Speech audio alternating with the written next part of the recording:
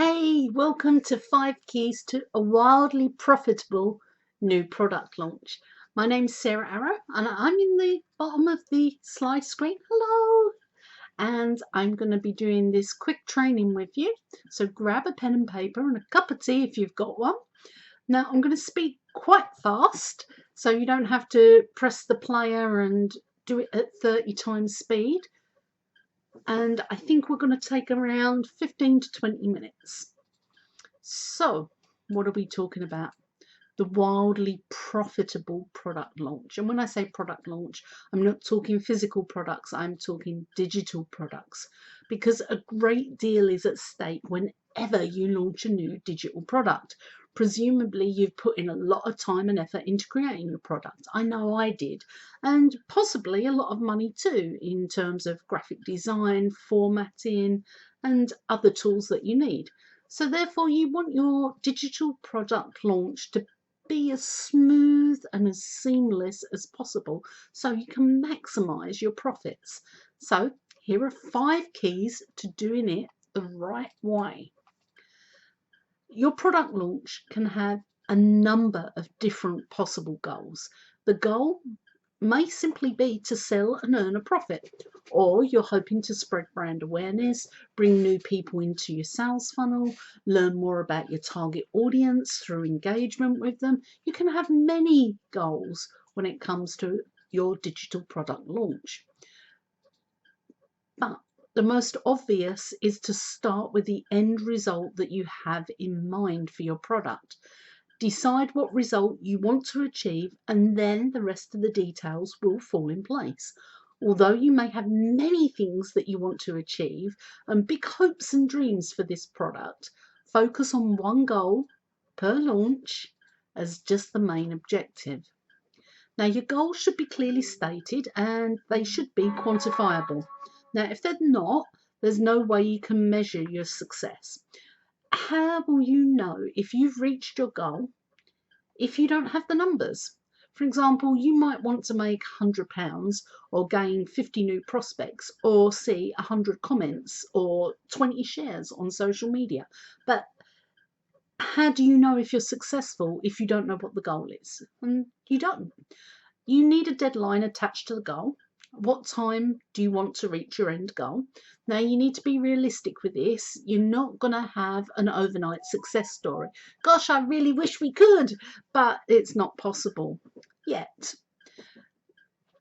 Remember, it's often difficult to predict. For example, product launches last September of 2022, were difficult because the Queen of England died. There was people complaining about it on social media, people upset about it. It was a stagnant moment. Product launches during that time struggled, and that wasn't predictable. There are many unpredictable things that can tamper with your digital product launch. So you need to remember you can adjust your goals if things change. If life gets in the way, you can make an adjustment. So let's imagine your ultimate goal is to use your digital product to add paid customers to your email list. So you might want to gain 300 new subscribers 1 month whilst you're launching. That isn't unreasonable. You can probably do 100 a week if you're full on with it. And 400 buyers for a digital product is a bit of work, but a buyers list is a valuable email list. Obviously, you need to determine the right product. And this means not only is it the right product, but you also need the right market. Now, this seems really obvious, but how do you go about doing that? Now, the right product for any market is one that solves the problems, and usually in a unique way. But quite often, people don't see it that way. They say, people need this, they should have this, but it's not fitting. You need to address what the problem actually is, and it may not be what they're actually saying. So you might need to translate it. Identifying a difficulty that your members face means your product will remove this difficulty and make life easier. And it makes easier to sell because you know what the problem is. And if you've experienced that yourself, then, you know, so much the better, because what you're promoting to people, what you're selling to them, works. Products often address a need by allowing someone to do something better, faster, cheaper, or more efficiently. And if your product sales page isn't talking about how you can better do something, faster do something, cheaper and efficiently do something, maybe that's when you need to make some adjustments. Now, the other part of the definition that your product needs to fit is the unique part. And what this means is it solves the problem that your customers face in a way that no other product or few products on the market actually do. Otherwise, the customer can just go elsewhere. And let's face it, Amazon is filled with products that people can have. The more unique your product, the more likely it is to sell. Now, a product can be unique in a variety of ways it works, or it could be a specific benefit that it offers. It can be unique in targeting a very specific problem that your customer faces, or targeting a specific demographic that others are not catering to. And you also need to check that your product is priced appropriately. Now, one of the examples that I often give is mums. Now, if you don't price your product correctly, you're going to miss out a lot. Now, mums that have got newborns and maybe looking to start a business, but they're going to be starting a business on a budget. Now, here in the UK, we have mums on maternity leave, and that's paid for around 6 months. Yet in the US, that maternity is 2 weeks. So if you're targeting US mums, you know they're under intense pressure. If you're targeting UK mums, you know that the pressures are slightly different. They have a little bit more breathing space. And knowing your audience this way, knowing what they're experiencing, means you can tailor your content specifically. If you say mums in general, you're not going to be talking to all mums, because there are mums that have toddlers, mums that have school-age children, mums like me with teenage children, and each phase of parenthood comes with its different trials and tribulations that you learn and grow from.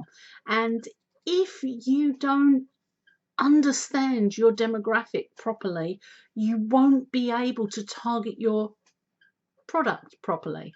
So give this some thought and conduct the research on your market and your competitors. Now, whatever you do, don't settle on something you're not sure about. The quality and uniqueness of your offer is truly the core of a successful product launch. No amount of marketing will make up for a poor product. In other words, don't sling a crap ton of mud and hope that it will stick. It won't. After purchase, your customers will talk, and if your digital product doesn't live up to the promises, your reputation suffers, and that's not where you want to be, is it? It's not where I want to be. Create market awareness. Now, much of the sales period, the build up before the launch, is devoted to creating awareness, and it's the spreading of the word about your product and building up excitement, so when the big day comes, you see sales go through the roof. So that means creating a message for your product, and your message can convey what your product's unique value is, how it solves the problems, or how it's going to make their lives easier.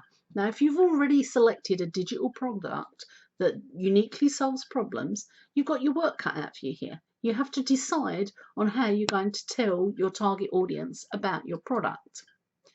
Next, you need to identify the target market and figure out where you can reach them. Are mums on Facebook? Are they on LinkedIn? Are they somewhere else instead? Hello, Mumsnet, I'm talking about you. But what if we're trying to reach dads? Where do we reach them? So identifying where your target audience is and how you can reach them is crucial. And it involves creating a detailed persona that describes them both demographically in terms of psychology and buying habits. And this helps you refine your message so it's tailored to them.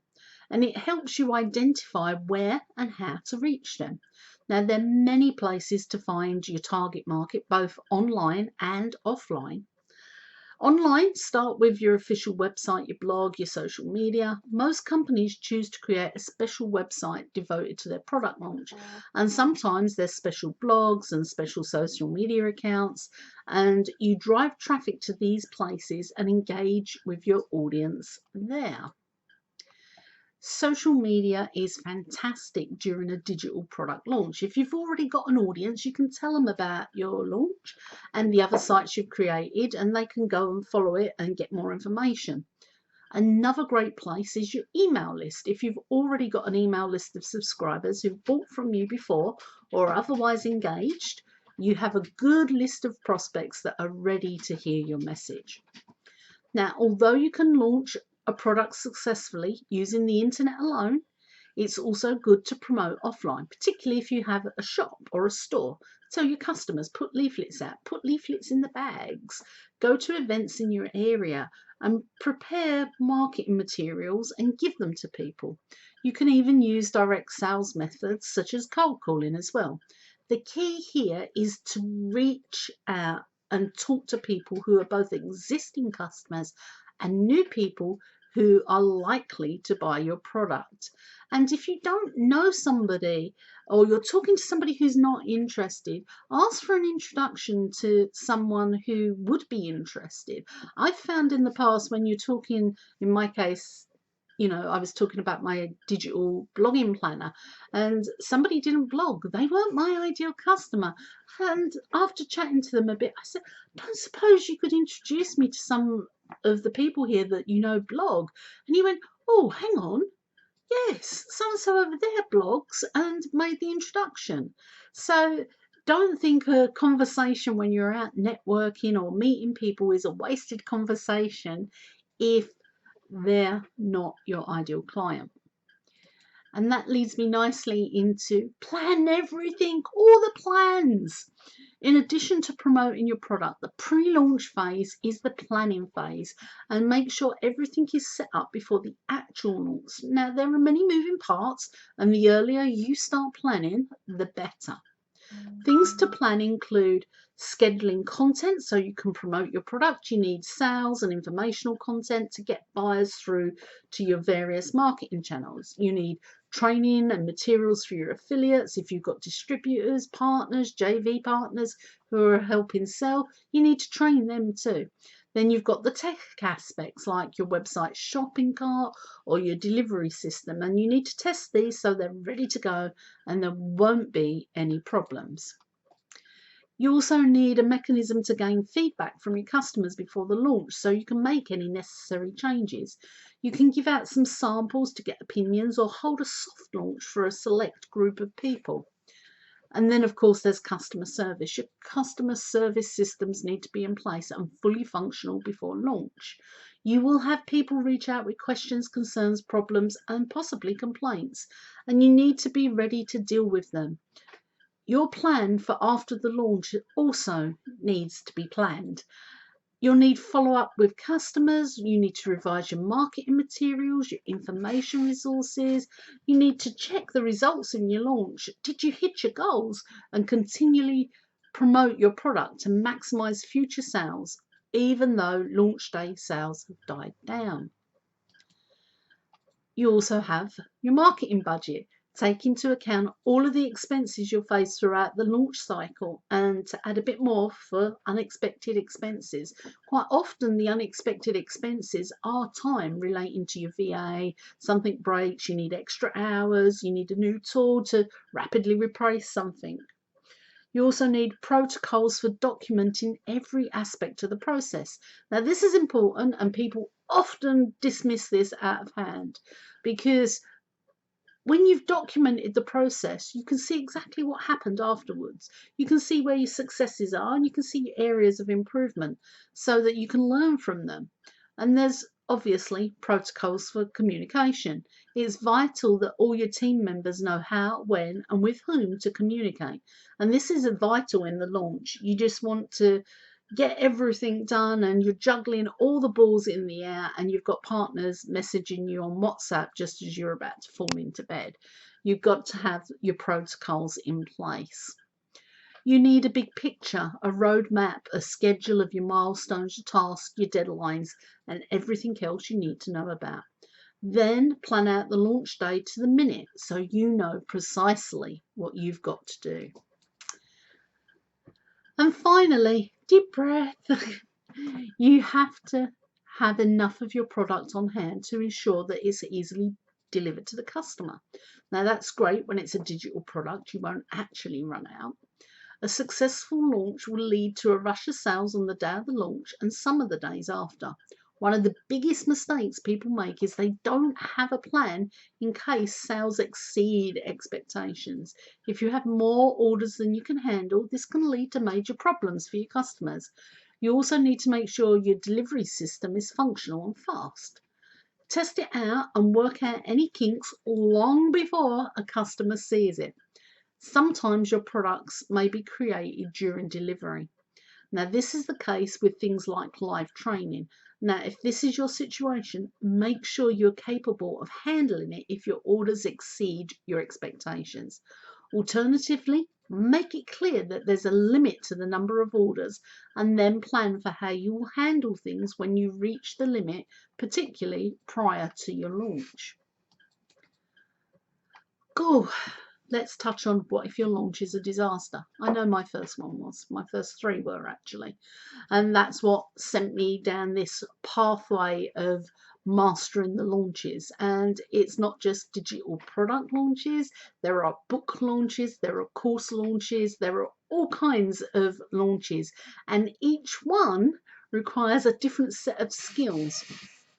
And that means when you're launching your new digital product, it can be really stressful. And there are little things that can and do go wrong. And you know someone, well, you know me now, who's had a disastrous launch. And this may keep you up at night, feeling stressed and hoping that things go as planned. But there are 2 things to consider, just the 2. First of all, when you plan adequately, your launch won't be a disaster. There are things that will go wrong or little hitches leading to momentary panic, but when you've prepared, your launch can be safeguarded against disaster.